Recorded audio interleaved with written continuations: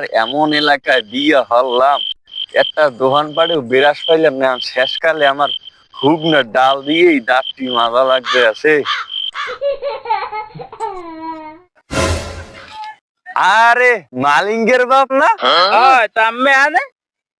আরে বেটা মুই তো এই এলাকার জামাই, বিয়ে হচ্ছি না। কি কন এই এলাকার জামাই আমনে? হাই আমি তো এই এলাকার পোলা। কি হাই এলাকার পোলা? তাই কোন বাড়ির জামাই? আরে ওই যে শিরুখা আছে না, হ্যাঁ। শিরুখার মাইয়ে নিছি মুই। শিরুঘর মাইয়া ওই জমেলা? তুই দি সব চেনো? চিনবো না কি কন আমি? হ্যাঁ ছোট কালে কত কুক কলান্তি খেলাইছি আমি। এরপরে মনে করেন লই যদি রাইতে পলাইতাম, সারা রাত গেলেও কেউ আমার খুঁজে পাইতো না। এরপর মনে করেন হে ওই ছোট কাল হইতে একটু সে তাই নিয়ে আনলে। আরে মাওলা, আইয়ে কি শেষকালে কান্দি কান্দি দিয়ে হাত ধুইলাম। কি কন? না কিছু না। জমেলার আমি কই পাইলেন? আরে বেড়াই হে আবার হুনবি কি, জমেলা গাজীপুর গার্মেন্টসে গেলে কামারতে মুই আনলাম এই গার্মেন্টস, ওই ওহিনি বই গাতাই গেলাইছি। ও এই তাইলে অবস্থা না? আমি বউ কি আগেটা ছাইড়া দিয়েছেন? আরে না বেটা, আমার কি বউ ছাড়ার ইতিহাস আছে? যা ছাড়িয়ে যাওয়ার হেরাই আমারে ছাড়িয়ে যায়।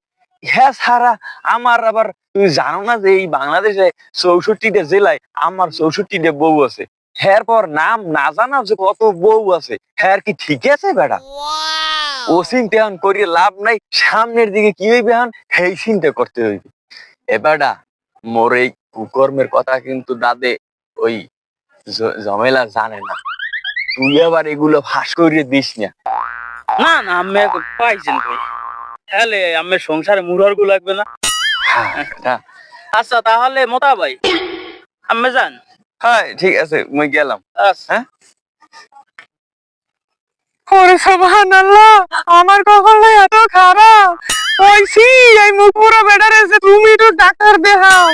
আমার মাও কইছে আমার ডাক্তার দেখাইছে, আমি আর ডাক্তারই কইছে রিপোর্ট দেখে আমার কোনো সমস্যা নাই, সব দোষ আমার।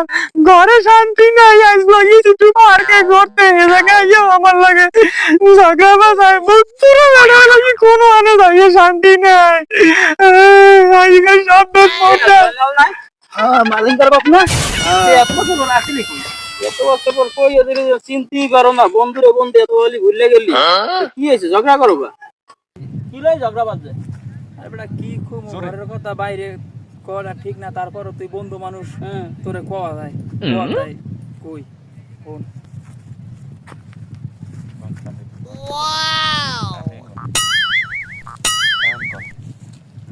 বেটা বিয়ে করলাম আজ 12 বছর, আজ পর্যন্ত একটা গুড়ো কারার মুখ দেখতে পারলাম না। যেই কইছি একটা বিয়া করমু এই বেড়ির তেলে বাগুনে জ্বলে উঠছে। আমি হইলাম মসজিদ তার বলা, আমি মুখ দিয়ে যেটা কই এটা কইরেই ছাড়ি। এই বেড়ারে কইছি ডাক্তার দেখাইতে, খালি আমার লাগে মরে।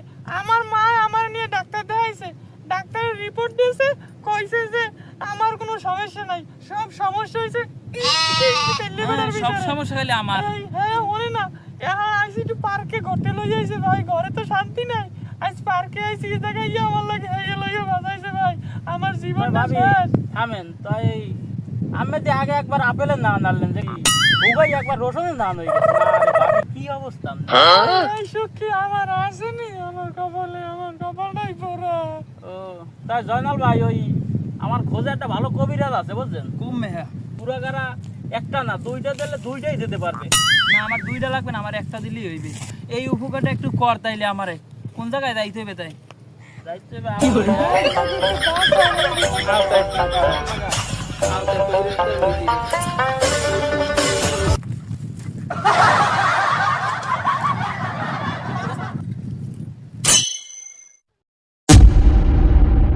কবিরাজ সাহেব বসো বসো, কবা আমার বোঝা হয়ে গেছে, সমস্যা নাই। গুঁড়ো বেড়া লাগবে তো? তোমার যদি লাগে আমি দুগ্গা গুঁড়ো বেড়ার ব্যবস্থা করে দিতাম এক লগে। আমার দুগ্গা লাগান, আমার একটা ব্যবস্থা করে দেন, আল্লাহর রহমতে একটা ব্যবস্থা করে দেন, আর পরবর্তীতে আমি ব্যবস্থা করে লম।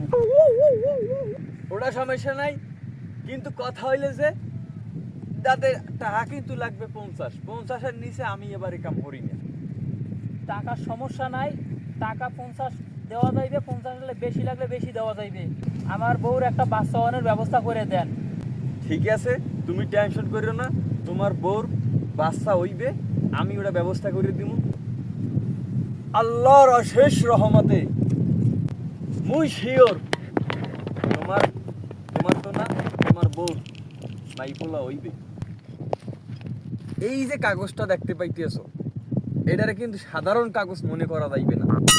এইটারে তোমার প্রত্যেক দিন বেন্যকালে তোমার বউরে কবা ভাত খাওয়ার পর পানিতে ভিজাইয়া, এক গ্লাস পানিতে ভিজাইয়া এককালে 15 দিন বেন্যালে আর রাত্রে কালে এই ভাত খাওয়ার পর এই পানি খাইতে হইবে ভিজাই ভিজাইয়া। এই কাগজ ভিজাইয়া পানি যেভাবে কইছি বেন্যকালে রাত্রে গেলে গিলাসে ভাত খাওয়ার পরে এক গ্লাস পানি ভিতরে ভিজে গিয়া যত বছরে তোমার বউর গুরুগারা না হইবে,